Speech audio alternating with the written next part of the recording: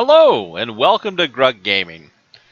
And welcome to our playthrough of Ultima 1. And don't worry, that silence you're hearing in the background, nothing's broken, but we are playing an old game that doesn't even have background music. That's how old this game is. So, Ultima 1 is the first in the Ultima game series. There's a lot of games in the Ultima series. There's another game which some people talk about called Alakabeth, I think. I'm going to mispronounce it, but that is what is considered Ultima 0. We're starting with the real Ultima 1. This is a game that came out years and years ago and was the pillar upon which one of the greatest game series ever was built. We're going to play through Ultima 1, and depending how that goes, we may play through some other Ultima games too. But we're going to start here with the first one. So, before we begin, this is from an era of time when you had to read the instruction manual, and a lot of the story was in the instruction manual itself. So I'm going to start off by reading the little section that's going to tell us about this game. We're going to build our character and take a look around the map, and that's going to be the first video. I think what we'll also do is kind of show you kind of the general flow of play. We'll talk about that more once we get in. So let's go ahead and read through the manual. So, the adventure. Hail, noble one! Our land is in need of a stalwart hero, one who will brave perils too horrific to consider. A plague has befallen the realm. A scourge is upon the land. Our villages lie sacked. Ruinous mounds of ashes where once trod presence stout of heart and sound of mind, where once lay fields of grain and fruit, where kine and fowl grew fat upon the bounties of our fair Cesaria. All manner of wicked and vile creatures prey upon our people and ravage the land. 'Tis the doing of one so evil that the very earth trembles at the mention of his name. Mondain the wizard hath wrought his malice well. Our nobles bicker amongst themselves, and each hath retired to the confines of his keep in hopes of watching the downfall of his rivals.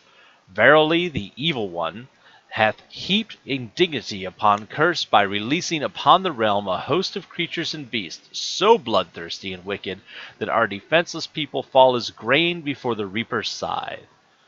These denizens of the underworld hold sway over all that can be surveyed, save for the strongholds of the nobles besotted with their own ambition. Nowhere in our once peaceful country may a traveler find safe passage or lodging, save in the keeps of the self-proclaimed kings, and they demand hard labors for their indulgences. Only the young Lord British remains steadfast in the vision of a peaceful and united Cesaria. In his castle and his town the pure of heart will find an ally and replenishment for the needs of one who hath chosen to fight for the realm. Aid us in ridding our land of the scourge that hath befallen us, O noble one, we beseech thee, for without thine aid we shall surely perish before the onslaught of the maleficent necromancer. Slay the evil Mondain. So, we are being summoned to fight and kill an evil wizard. Oh, there's a mouse. To fight and kill an evil wizard, the wizard Mondain, who has released evil upon the land. Part of how he's done this is he has created what's called the immortality gem, which granted him immortality, of course, and gave him his evil powers. So, let's get started on this adventure, shall we? We're going to start out by creating our character. So, we're going to generate a new character.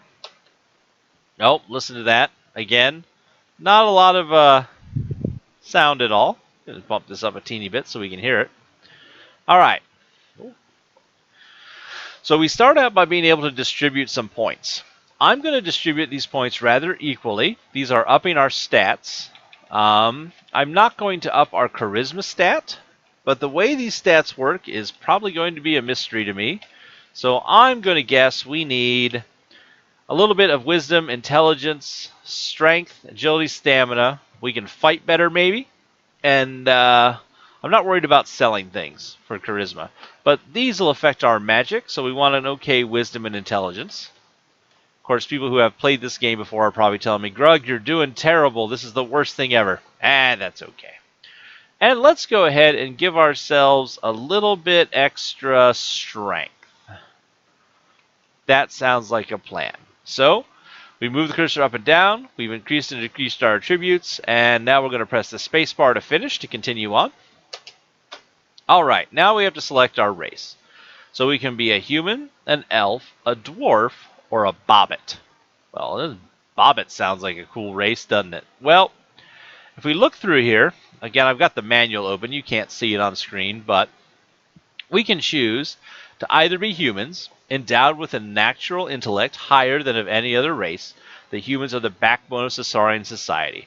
Found in all walks of life, they are strong of body and of unexcelled spirit. We could be an elf. The elves are shorter than their human counterparts by the span of 3 hands. The elves of Caesarea are slight of build and swift of movement. Their superior natural agility makes them excellent musicians and clever thieves. At home amongst the trees of the deepest forest or in the alleyways of the capital, the Caesarian elf makes a stalwart companion and a relentless foe. We could be a dwarf. Mountain-fold and legendary miners, the dwarves of Caesarea stand but half a human's height, yet often outweigh slender elves. They are matchless in courage and possess an inordinate endowment of natural strength. Never accept Caesarian dwarf's challenge to wrestle for drinks in a tavern, unless thy supply of gold be endless and thy generosity ample. Or we could be the bobbit. A small and gentle race, the Caesarian bobbits are believed to have come to our realm from a distant place. They are said to favor mountainside meadows and the serenity of forest clearings. Their diminutive height being even less than that of a dwarf, they shun any task that involves hard physical labor, preferring instead the pursuits of study and contemplation. Bobbits are naturally weak, yet possess a serenity indicative of profound wisdom. I think we're going to go dwarf. And we're going to do that because that'll allow us to get a little bit extra bonus in strength, actually, that we wouldn't get normally. So let's go ahead and choose that. So, dwarf. We're going to be a male. It doesn't have any effect on the game whether you're a male or female as far as your stats go. And then we have to pull our class. So we can be a fighter, a cleric, a wizard, or a thief. The fighter, of course, can use any weapon in the game. The cleric has a little bit better wisdom for certain spells. Same with the wizard, but with intelligence. And of course, the thief is super dexterous. We're going to go with fighter. And we need to enter a name. We are Grugtar. Oh, don't tell me. Oh, I was worried the R wouldn't fit. No problem. Grugtar. Enter. Save this character. Yes.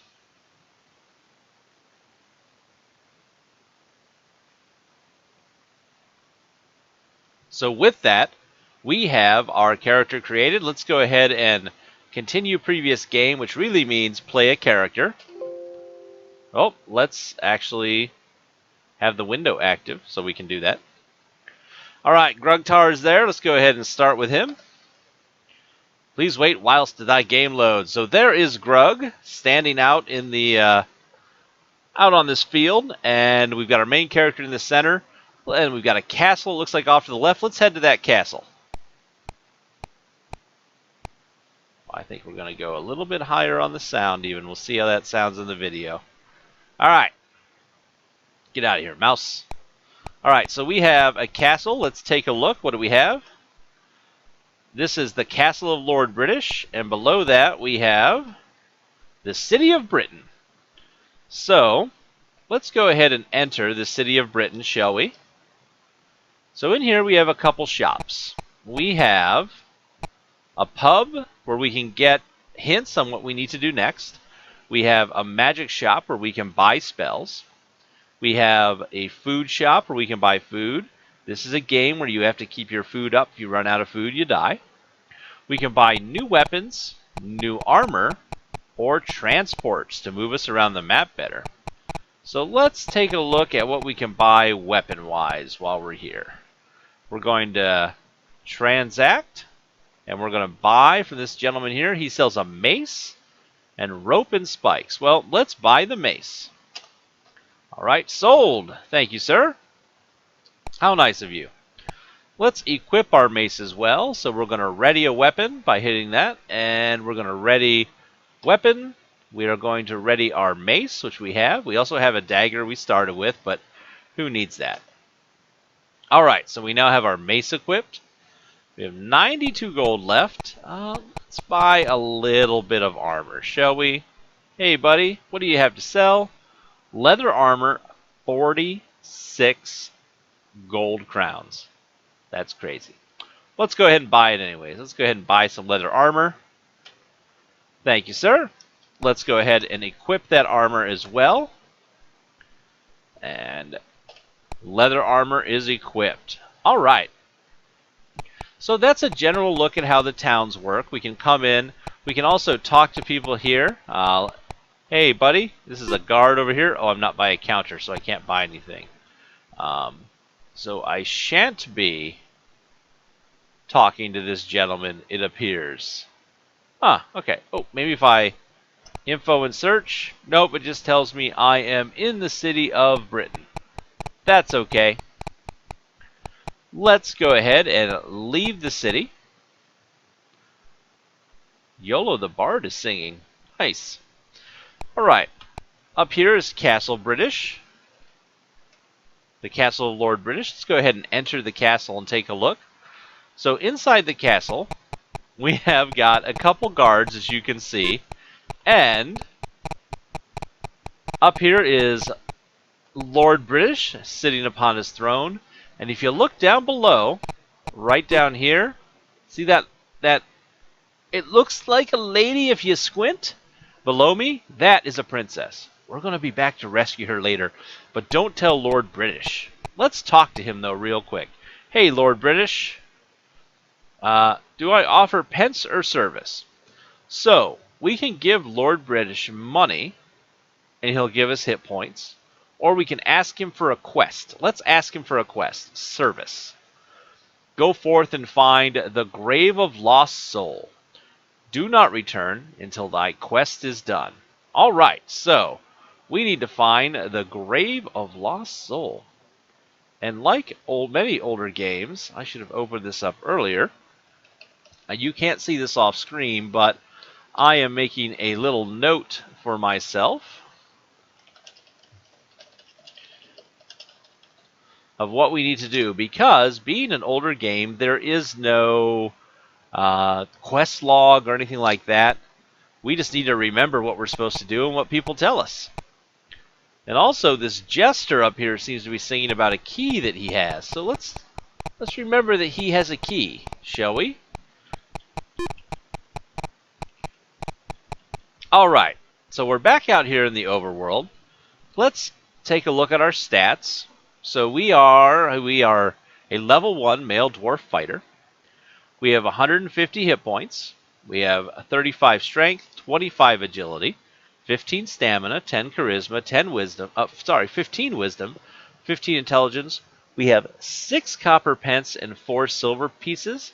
So if you've ever played older D&D, I don't know what new D&D does these days, those crazy new books, 3rd ed and everything, but you used to have gold, silver, and copper pieces, and basically gold pieces were worth 100 coppers, and silvers are worth 10 coppers. If it's a little bit easier for you, think of dollars, dimes, and pennies. Okay? We also have our leather armor, which is equipped, and we have a mace, which is equipped. I don't know why we have 2 leather armors. Maybe we started with leather armor, and I bought leather armor we didn't need. Wouldn't surprise me. So, we, of course, have our quest that we have to go find that grave, but we've got to get tougher first. So what we're going to do is we're going to head over here to the right. Oh, we're being chased by a monster, actually. Let's let him catch up to us. We'll kill him real quick, hopefully. Come on. Oh, okay, he can attack diagonally. We're going to attack him with our mace. We missed the orc. Oh, we are fighting an orc, and we did 29 damage. He hit us for 2. Take this, orc. We killed the orc. We got 4 copper and 1 silver. Look at that. We've killed our first enemy in Ultima 1. We're going to have many more enemies to kill on the way to Mondain, I tell you. But I think we've proven ourselves capable, at least. So we're going to head over here to the east. And here we have a small town on a coast. That'll be important later. What we're looking for, first of all, though, is up here There it is, a cave. So this is the Dungeon of Mentor. And this is where we'll be doing one of the primary actions of the game, is the way that we'll be building up some of our character. So if you see in the bottom right-hand corner of the screen, we have our hits, food, experience, and coin. Hits are our hit points. Makes sense. Food is how much food we have, and we use food as we move around. I'm going to pause it, actually. If you're in the stat screen, it pauses time. The game keeps running in the background if you don't. I know I don't want to eat all of our food. We have our experience, of course, which we're going to use to level up, and our coin is our money. Now, the way that you get extra hit points in this game, the way you want to build yourself up, is actually by entering dungeons, killing monsters, and coming out, and you'll recoup some health. So what we're going to do is we're going to enter into the Dungeon of Montor. There's no enemies here for us yet, so we're actually going to climb out, and then we're going to enter again. Nothing here. Let's climb out and enter again. There's an enemy in front of us. Let's wait for him to come to us. We're going to stand by the ladder. Come on. Ooh, we see a ranger. All right, he's right up on us. Let's attack with our mace. We hit him, and we killed the ranger. We got 1 copper and 1 silver. And if you see, we currently have 145 hit points. Because we killed a monster in the dungeon, when we exit, we're going to get hit points as a treasure, basically, as a reward. So when we leave, you can see there we jumped up to 157 hit points. So I'm going to enter back into the cave. There's a bat right here. Great, let's attack him. We hit him, we killed him. I don't see any other monsters, so we'll exit again. And we're up to 177 hit points. Now, what we're going to do is I am going to repeat this process about 40 million times off screen to build up our hit points and coin and experience so that we can continue on to the next steps of the game.